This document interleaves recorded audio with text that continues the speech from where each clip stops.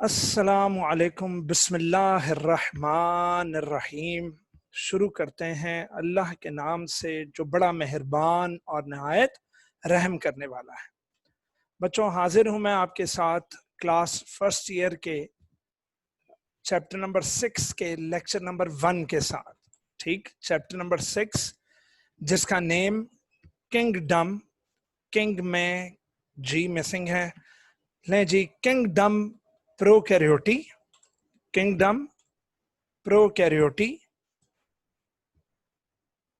या मोनेरा। ठीक, kingdom prokaryotae जिसका दूसरा नाम मोनेरा है। तो मैं class first year chapter number 6 kingdom prokaryotae जिसका नेम मोनेरा भी है, उसके लेक्चर नंबर 1 के साथ अल्लाह का नाम लेकर आगाज कर दिया है मैंने। तो बच्चों जी, अब चलते हैं जनाब इसके इंट्रोडक्शन पर कि इस चैप्टर के इंट्रोडक्शन में क्या है। बेटा, ये चैप्टर है किंगडम प्रोकैरियोटी के बारे में, दैट इज प्रोकैरियोट्स के बारे में, यानी कि ऐसे ऑर्गेनिजम्स जिनके सेल्स के अंदर डेफिनेट न्यूक्लियस नहीं है। ऐसे ऑर्गेनिजम्स जिनके सेल्स के अंदर डेफिनेट न्यूक्लियस नहीं है, और वो डेफिनेट न्यूक्लियस का ना होना वो सिर्फ और सिर्फ बैक्टीरिया में इस तरह पाया जाता है। तो जी हाँ, kingdom prokaryotae consist of the organisms with prokaryotic cells, prokaryotic cells. In Greek language में the word pro means before, the word pro means before, and the word carry on, the word carry on, the word carry on means nucleus। तो मेरा बच्चा, इसका लफ्जी मतलब हो गया before nucleus, before nucleus, that is pro, pro means before and karyon means nucleus. Done. तो this is called before nucleus. तो पता लगा कि in Greek language, in Greek language, the word pro means before and the word carry on means nucleus. So beta, the word prokaryote means before nucleus। जरा inverted commas लगा ले ताकि आपको समझने में जरा आसानी हो। मेरा बच्चा, तो पता ये लगा कि kingdom प्रोकैरियोटी consists of organisms with prokaryotic cells.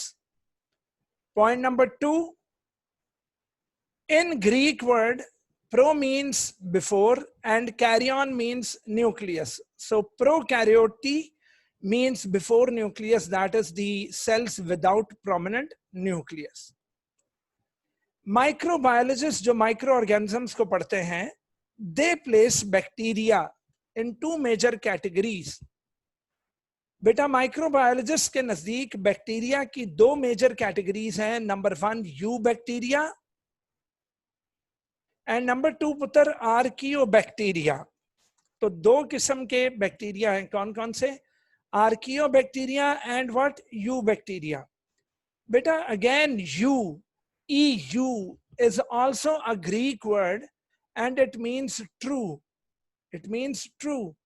तो बेटा, you bacteria means true bacteria, हकीकी बैक्टीरिया, सही वाला bacteria, and much smaller division.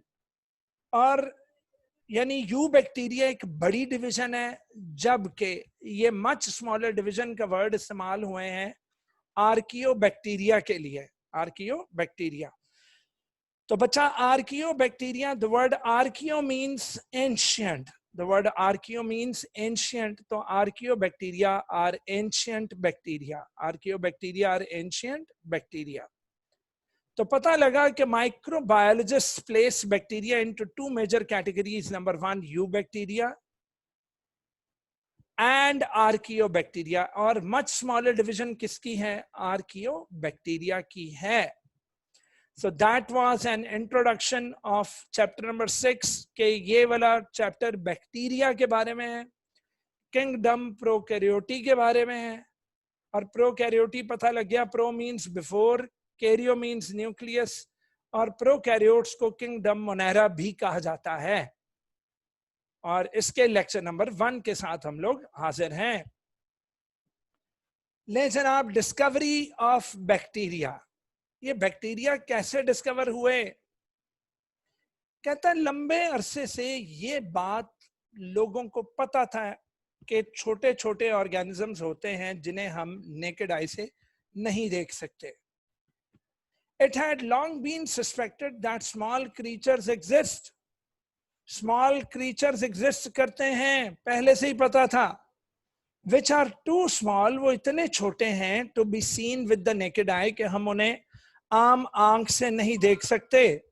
हम उन्हें आम आंख से नहीं देख सकते. तो कहता है जनाब, डिस्कवरी ऑफ बैक्टीरिया क्या था कि it had long been suspected, शुरू से ही इस बात का इल्म था, लोगों को शक था इस चीज पर कि स्मॉल क्रीचर्स एग्जिस्ट करते हैं जो इतने छोटे हैं कि they can not be seen with naked eye. They can not be seen with naked eye.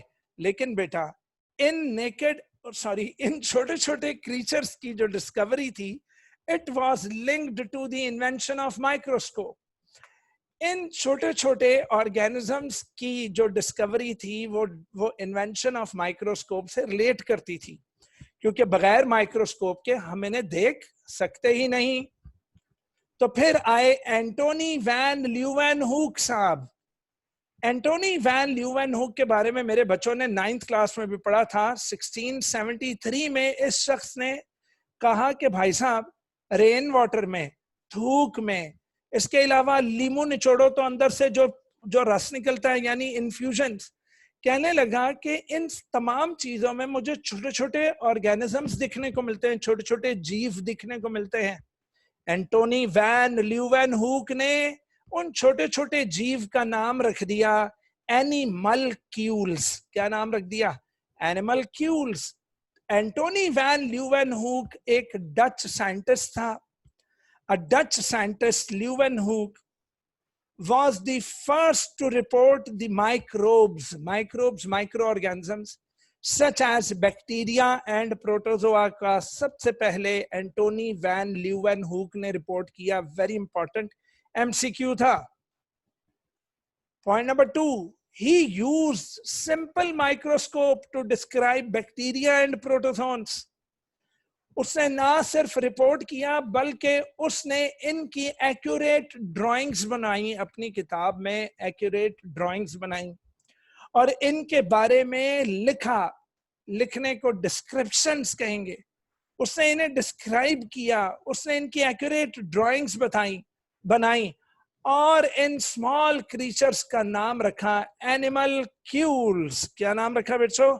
एनिमलक्यूल्स. He firstly observed small creatures in rainwater. उसने शुरू में देखा कि रेन वाटर है. एक मिनट बच्चों, एक फोन आ रहा है, जरा होल्ड कीजिएगा. जी जनाब. तो he firstly observed small creatures in rainwater. उसने बारिश के पानी के अंदर छोटे छोटे क्रीचर्स देखे. Then confirmed these in saliva. उसने थूक को भी टेस्ट किया, थूक में भी उसको बैक्टीरिया मिले, उसको विनेगर में बैक्टीरिया मिले और तो और उसको इन्फ्यूजन्स में भी मिले. उसको इन्फ्यूजन्स कहते हैं बेटा रस वगैरह, यानी कि जब हम कोई लीमू वगैरह निचोड़ो तो उनके अंदर जो इन्फ्यूजन्स, आप समझ गए हो कि the products made by the cells, उनके अंदर भी इसको, और दूसरे सब्सटेंसेस के अंदर भी इनको क्या मिले जनाब? एनिमलक्यूल्स मिले. The progress in understanding the nature and the importance of these tiny organisms has been slow. तो उसके बाद क्या हुआ कि एंटोनी वैन ल्यूवेनहूक के बाद जरा प्रोग्रेस स्लो हो गई. प्रोग्रेस बहुत ज्यादा स्लो हो गई. इसमें कोई ज्यादा माइक्रोब्स में ज्यादा इन्वेंशंस या डिस्कवरीज ना हुई. इन्वेंशंस तो नहीं, खैर discoveries. The existence of microbes was further confirmed by Louis Pasteur's work. लो जी, अगला बंदा आया, लुइस पैस्चर. बेटा बहुत बड़ा नाम, पैस्चराइजेशन का मेथड लुइस पैस्चर ने दिया था. Louis Pasteur, he went on making many discoveries in the field of microbiology and medicine. ये मेरा बच्चा डॉक्टर था और तो और माइक्रोबायोलॉजिस्ट भी था. तो इसने मेडिसिन और माइक्रोबायोलॉजी की फील्ड्स में बहुत ज्यादा डिस्कवरीज इसने दी. His main achievements are the development of the vaccines. इसने वैक्सीन्स बनाई. कौन सी डिजीजेस के लिए? For anthrax. एंथ्रैक्स बेटा एक बीमारी है, ठीक है, जो सेंट्रल नर्वस सिस्टम पर हमला करती है. फाउल कॉलरा यानी बर्ड्स के अंदर जो हैजा हो जाता है, फाउल कॉलरा, ये बर्ड्स की बीमारी है.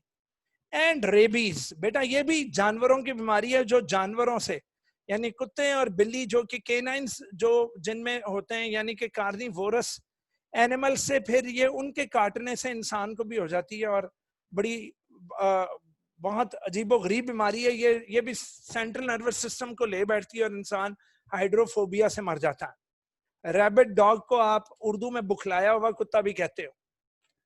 He also made significant contributions in the development of pasteurization process. इसके अलावा बेटा इसने फर्मेंटेशन इंडस्ट्रीज में बहुत ज्यादा काम किया. फर्मेंटेशन से मुराद अल्कोहल और बेवरेजेस, और फर्मेंटेशन आपने 10th क्लास में पढ़ी है कि हम फर्मेंटेशन से बायोटेक्नोलॉजी में क्या क्या फायदे उठाते हैं. तो उन सब का बुनियाद किसने रखी? इन सब की बुनियाद रखी जनाब लुइस पास्चर ने. इन सब की बुनियाद रखी लुइस पास्चर ने. तो लुइस पास्चर बहुत बड़ा नाम है जी इन सब का. अब जनाब हम लोग आगे चलते हैं. Robert Koch. क्या मेरा बच्चा? Robert Koch. रॉबर्ट कॉच बड़ा अहम तरीन नाम. Robert Koch he formulated the germ theory of disease. इन्होंने एक डिजीज इन्होंने एक थ्योरी बनाई रॉबर्ट कॉच ने जिसका नाम जर्म थ्योरी ऑफ डिजीज थी. बेटा very very very very important.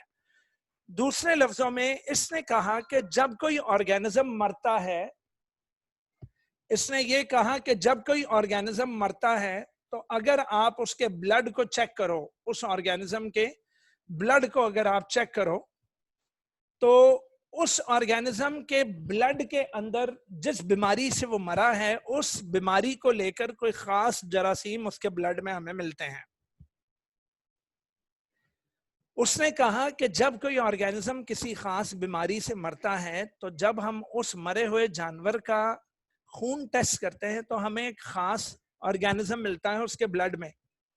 कहने लगा अगर मैं उस ऑर्गेनिज्म को अलग कर लूं उसके ब्लड से और उस ऑर्गेनिज्म को मैं ग्रो भी कर लूं किसमें यानी लेबोरेटरी की आर्टिफिशियल कंडीशंस में, जब मैं उस ऑर्गेनिज्म को उसके ब्लड में से निकाल कर लैब में उसको कल्चर करके तो उसका अगर मैं टीका भर के एक सेहतमंद जानवर को लगा दूं तो उस सेहतमंद जानवर को सेम वही बीमारी होगी जिस बीमारी से वो वाला ऑर्गेनिज्म मरा था.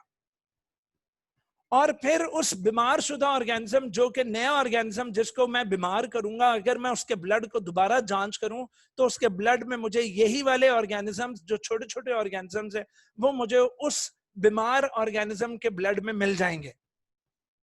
तो जनाब इसकी बहुत बड़ी पेशरफ थी और इसने ये कहा था कि बैक्टीरिया कॉजेज मैनी डिजीजेस. तो सुने, ही आइसोलेटेड, इसने अलग कर लिया typical rod shaped bacteria. Typical rod shaped bacteria, इसने रॉड शेप्ड बैक्टीरिया निकाला जिसके एंड्स स्क्वायरिश थे, स्क्वायर की तरह का बैक्टीरिया था. दूसरे लफ्जों में बैकेलाई शेप को कहते हैं, बैकेलाई शेप. किससे भाई? From the blood of the sheep that had died from anthrax. इसने एंथ्रैक्स की बीमारी से मरे हुए शीप के ब्लड में से रॉड शेप्ड बैक्टीरिया निकाल लिया था जिसके स्क्वायरिश एंड से, स्क्वायरिश मतलब स्क्वायर की तरह के कोने थे. देन ही discovered bacteria that cause tuberculosis. इसने एंथ्रैक्स का बैक्टीरिया भी निकाल लिया, इसने टीबी फैलाने वाला बैक्टीरिया भी निकाल लिया, इसने कॉलेरा फैलाने वाला बैक्टीरिया भी निकाल लिया.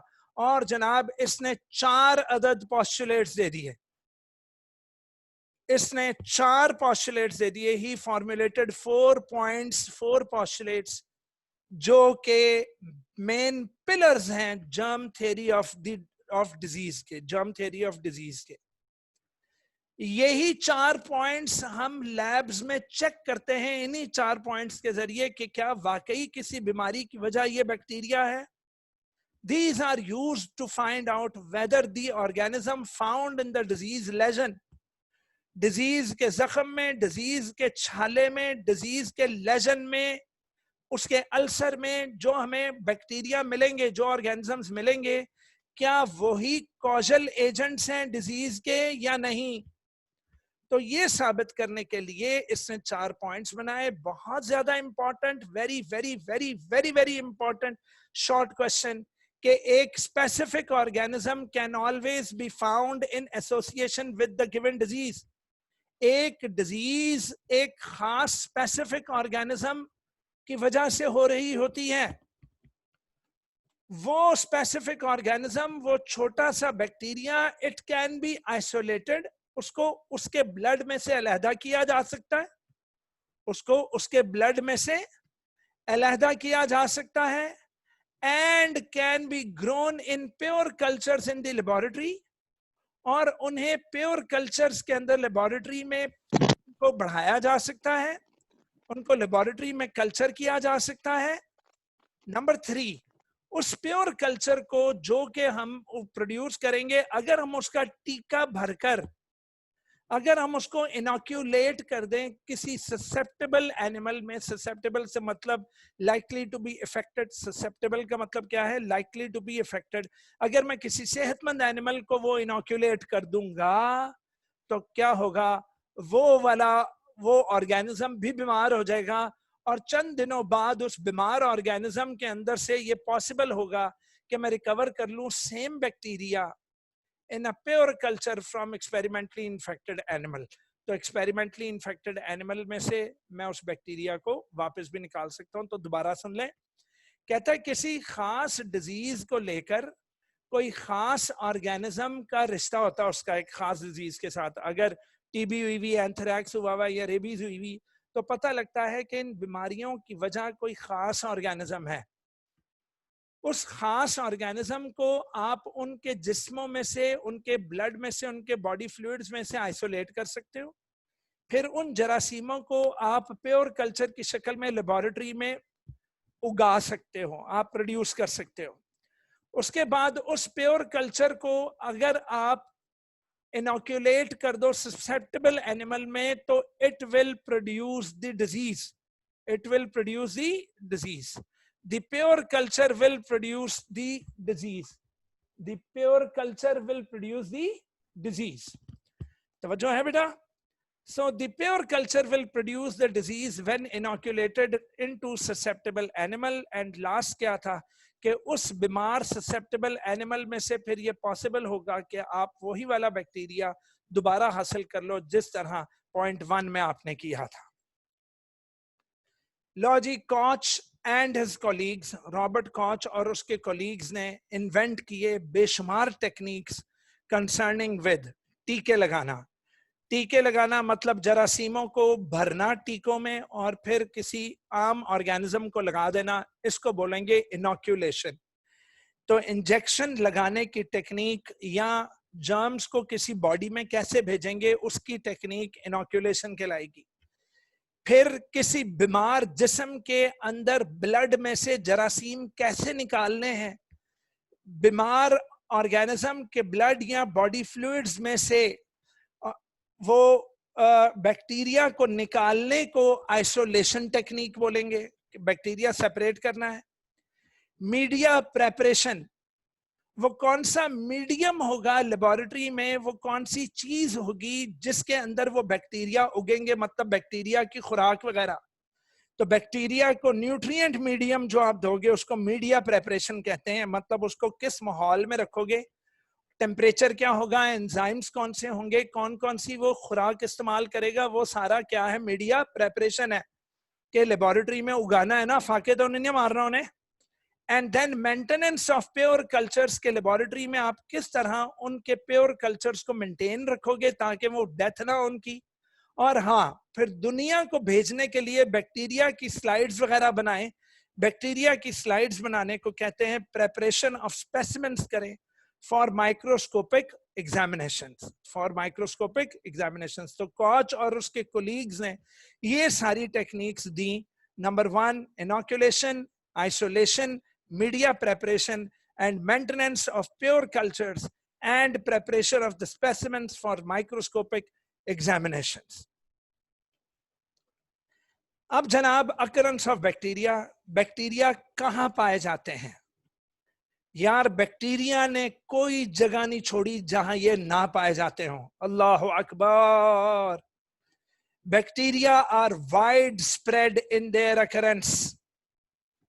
They are found almost everywhere.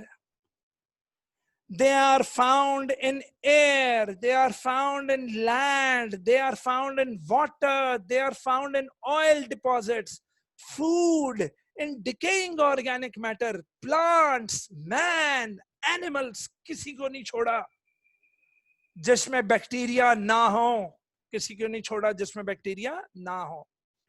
Their kind and number vary accordingly. इनकी किस्म और इनकी तादाद वेरी करती है बेटा लोकेलिटी को लेकर। अगर कोई गंदा इलाका है जहां सफाई का ख्याल नहीं रखा जाता, वहां इनकी इकसाम, इनकी तादाद ज्यादा होगी। और एनवायरमेंटल कंडीशंस पर भी डिपेंड करता है कि क्या एनवायरमेंट का टेम्परेचर इस कदर है कि बैक्टीरिया बढ़ा रहा है। जिस तरह अब गर्मी में बैक्टीरिया ज्यादा हो जाएंगे, गर्मी में पानी भी जल्दी खराब होगा, अंदर बैक्टीरिया उग जाते हैं। तो एनवायरमेंटल कंडीशंस और लोकेलिटी पे डिपेंड करता है कि इनकी कौन कौन सी किस्म है और इनकी कितनी कितनी तादाद होगी। Some bacteria are always present and contribute towards the natural flora. Flora कहते हैं बेटा मुकामी पौधों को। सॉइल्स के अंदर उगते हैं ढेर सारे पौधे, पौधे मतलब ढेर सारे प्लांट्स। तो आप सबको पता है बेटा प्लांट्स को चाहिए होते हैं नाइट्रेट्स, तो सॉइल में मौजूद हैं bacteria. Bacteria nitrogen fixing bacteria, denitrifying bacteria, nitrifying bacteria, ये सब मिलकर अपनी कंट्रीब्यूशन देते हैं बेटा नेचुरल फ्लोरा में। तो जी हाँ, अगर ये नेचुरल फ्लोरा आबाद है तो बैक्टीरिया की वजह से मेरा बच्चा। तो बहुत सारे बैक्टीरिया तो सॉइल में है, बहुत सारे बैक्टीरिया किस में है? सॉइल में। तो others are present in specific environment such as hot springs. अल्लाह अकबर। समंदर के अंदर कुछ खास एरिया होता है बेटा जहां खौलता हुआ पानी हो, या फिर किसी वक्त जमीन में दरार पड़ती है, अंदर से एक शावर निकलता है उबलते हुए पानी का। उस उबलते हुए पानी की आबशारों को उसके उसके उसके निकलने को हॉट स्प्रिंग्स कहते हो। बेटा ये हॉट स्प्रिंग्स में भी मौजूद हैं, ये एल्कलाइन एसिडिक सॉइल्स में भी मौजूद हैं, एल्कलाइन सॉइल्स में भी और एसिडिक सॉइल्स के अंदर भी ये मौजूद है। ये हाईली सैलाइन एनवायरनमेंट्स में भी मौजूद हैं, यानी कि मैरीन वाटर्स जहां बहुत ज्यादा सॉल्टी एनवायरनमेंट हो। इन हाईली पॉल्यूटेड सॉइल्स में भी मौजूद है, इन हाईली पॉल्यूटेड वाटर्स में भी मौजूद है। लो जी, स्ट्रक्चर ऑफ बैक्टीरिया में आज के लेक्चर में बस हम साइज पर जाकर अपने लेक्चर को एंड कर देंगे। तो बस 5 मिनट का और लेक्चर रह गया मेरा बच्चा। ऑल बैक्टीरियल सेल्स इनवेरिएबली से मुराद लाजमी है, लाजमी है कि क्या क्या हो। हर बैक्टीरियल सेल में सेल मेम्ब्रेन जरूरी होती है, साइटोप्लाज्म जरूरी होती है, राइबोसोम जरूरी होते हैं, और जरूरी होते हैं नहीं जरूरी होते हैं, और तो और क्रोमेटिन बॉडीज यानी कि क्रोमोसोम और प्लाज्मिड रिंग्स, ये तो लाजमी होते हैं। इनवेरिएबली से मुराद लाजमी होना। तो ऑल बैक्टीरियल सेल्स में लाजमी है कि क्या हो, सेल मेम्ब्रेन हो, साइटोप्लाज्म हो, राइबोसोम हो एंड क्रोमेटिन बॉडीज हो। अच्छा, मेजॉरिटी मतलब ज्यादातर में सेल वॉल भी होती है। सेल वॉल बैक्टीरिया को शेप देती है, सेल वॉल बैक्टीरिया को क्या देती है? शेप। लेकिन अब जो मैं नाम ले रहा हूं जैसे कैप्सूल, स्लाइम, इन सब की डिटेल अब इस चैप्टर में आएगी। फ्लैजेला, पिली, फिम्ब्री एई या fimbriae and granules are not found in all bacteria. ये कुछ बैक्टीरिया में है तो कुछ बैक्टीरिया में नहीं है, जबकि मेजॉरिटी में सेल वॉल है, लेकिन एक सबसे छोटे बैक्टीरिया माइकोप्लाज्मा, उनमें सेल वॉल नहीं है। लेकिन हर बैक्टीरियल सेल में ये चीजें लाजमी होंगी, cell membrane, cytoplasm, ribosome and chromatin bodies, ये तो जरूरी है। लो जनाब अली, आज का last point, size. Bacteria range in size from 0.1 micrometer to 600 micrometer over a single dimension, मतलब एक लेंथ वाइज बात हो रही है। Bacteria vary in size as much as in shape, bacteria के साइजेस भी डिफरेंट हैं और शेप्स भी डिफरेंट हैं। जो सबसे स्मॉलेस्ट बैक्टीरिया है बेटा, very very very very very very important MCQ, which one of the following are the smallest bacteria? तो आपने कहना है some members of the genus mycoplasma, और इनका डायमीटर कितना है? 100 to 200 माइक्रोमीटर इन डायमीटर, जो कि approximately the size of the largest viruses, pox viruses. तो स्मॉलेस्ट बैक्टीरियम का साइज लार्जेस्ट वायरस जितना है, ये याद रखिएगा, स्मॉलेस्ट बैक्टीरियम का साइज लार्जेस्ट वायरस जितना है। लार्जेस्ट वायरस पॉक्स वायरस है और स्मॉलेस्ट बैक्टीरिया माइकोप्लाज्मा है। ये सारे एमसीक्यूज है मेरा बच्चा। नेक्स्ट आया एस्केरिशिया कोलाई, इसका नेम है एस्केरिशिया। बच्चे इसको एस्चर्सिया कोली बोलते हैं, ये एस्चर्सिया कोली नहीं है, ये एस्केरिशिया कोलाई है। एस्केरिशिया कोलाई एक बैकिलस है, एक रॉड शेप्ड बैक्टीरिया है, जिसका एवरेज साइज 1.1 से 1.5 माइक्रोमीटर तक है विड्थ में, जबकि इसकी लेंथ, इसकी जो हाइट है वो 2 to 6 माइक्रोमीटर लेंथ होती है। अब ये देख लेना बेटा, किसका सिर्फ डायमीटर बताया गया? तो माइकोप्लाज्मा का सिर्फ डायमीटर बताया गया, जबकि एस्केरिशिया कोलाई की विड्थ भी बताई गई और उसकी लेंथ भी। ये सब एमसीक्यूज के लिए इंपॉर्टेंट है। सम स्पाइरोकीट्स, स्पाइरोकीट्स पुत्र ये कॉमा शेप्ड बैक्टीरिया होते हैं या spring shaped, occasionally reach up to 500 micrometer in length, ये भी एमसीक्यू। तो कुछ स्टेफिलोकोकाई बैक्टीरिया है या फिर स्ट्रेप्टोकोकाई, ये दोनों की जो रेंज है वो 0.75 से 1.25 माइक्रोमीटर तक इनकी रेंज है। कहां तक रेंज है बेटा? 0.75 से 1.25 माइक्रोमीटर तक इन डायमीटर। ले जनाब, अब ये एक बॉक्स आ गया, कहता है रिसेंटली एक बहुत बड़ा बैक्टीरियम हमें मिला है, ह्यूज बैक्टीरियम। किसमें? In the intestine of brown surgeon fish. एक ब्राउन कलर की सर्जन फिश है, उसके इंटेस्टाइन में हमें एक बहुत बड़ा बैक्टीरिया मिला है। अच्छा, ये जो नेम है ये ब्राउन सर्जन फिश का नेम है। ये जूलॉजिकल नेम किसका है? ब्राउन सर्जन फिश का। बच्चे कंफ्यूज हो जाते हैं कि सर ये किसका नेम है। तो बेटा ये अकैंथरस नाइग्रोफिस्कस, ये किसका नेम है बेटा? ब्राउन सर्जन फिश का। बैक्टीरिया जो मिला है उसका नाम है इप्यूलोपिसियम। क्या बच्चों? इप्यूलोपिसियम। आगे क्या है? फिशेल सोनी, फिशेल सोनी। तो इप्यूलोपिसियम फिशेल सोनी ये बैक्टीरियम है जो कि बहुत बड़ा है। It can grow as large as 600 micrometer in length and क्या 80 माइक्रोमीटर in width। तो बच्चों ये बाय का मतलब क्या है कि लेंथ बाय विड्थ जो उन्होंने बताई है कि 600 माइक्रोमीटर इसकी लेंथ हो जाती है और 80 माइक्रोमीटर इसकी विड्थ हो जाती है, जो कि लिटिल स्मॉलर है देन द प्रिंटेड हाइफन। अगर आप कोई हाइफन बनाए, एपोस्ट्रोफी जिसको बोलते हैं, तो वो हाइफन जितने साइज का ये बैक्टीरियम डिस्कवर हुआ है किसमें? ब्राउन सर्जन फिश में, डन उसके इंटेस्टाइन में। तो लिहाजा it is now clear that few bacteria are much larger than the average eukaryotic cell. Average eukaryotic cell. तो ये था जनाब हमारा आज का लेक्चर। अब मेरे बच्चों ने कोई क्वेश्चन करना हो तो वो कर सकते हैं।